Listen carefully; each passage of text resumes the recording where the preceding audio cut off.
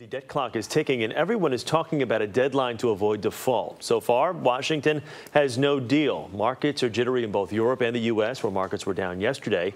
And some are concerned that the combination of Greek debt and U.S. debt worries could form a perfect storm for a market drop.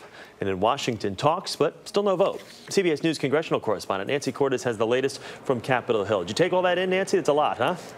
It is pretty scary, Chris, and now both the House and Senate are working on their own plans just in case a White House deal doesn't materialize. That deal does appear to be in bad shape right now, but these backup plans being worked on in Congress have their own steep hurdles. Today, House Republicans hold a vote on their alternative, tying an increase in the debt limit to something they call cut, cap, and balance. The conservative cut, cap, and balance bill would cut government spending down to 2004 levels and cap it there. They're also calling for a balanced budget amendment, blocking Congress from spending more than it takes in. Right now, this United States Congress is writing post-dated checks on an overdrawn account.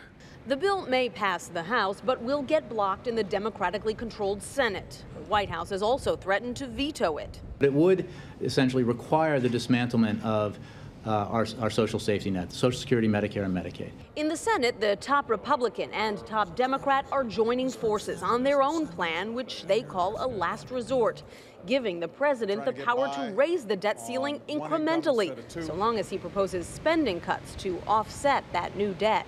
We're going to stay in session every day, including Saturdays and Sundays, until Congress passes legislation that prevents the United States from defaulting on our obligations.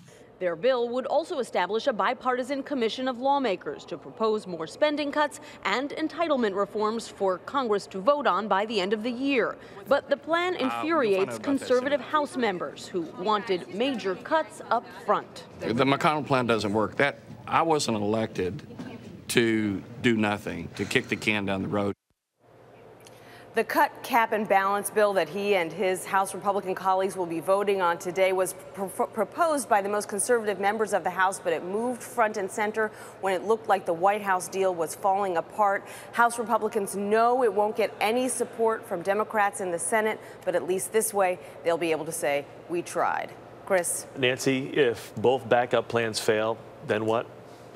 You mean what's the backup to the backup? Yeah. Right now, Chris, nobody seems to know. They're just very focused on trying to deal with these pieces of legislation. The problem, of course, is that if both of them fail, we're then looking at next week when we finally know the answer to that, and nobody seems to know what the next push is, where they can go from here to get a deal done by August 2nd. All right, Nancy Cordes on Capitol Hill for us. You hate to sound so despondent, but this is getting a little ridiculous. It's going to go to the final moment. Yeah. It's going to happen, Thanks, Nancy. but it'll go to the final moment. That's my guess.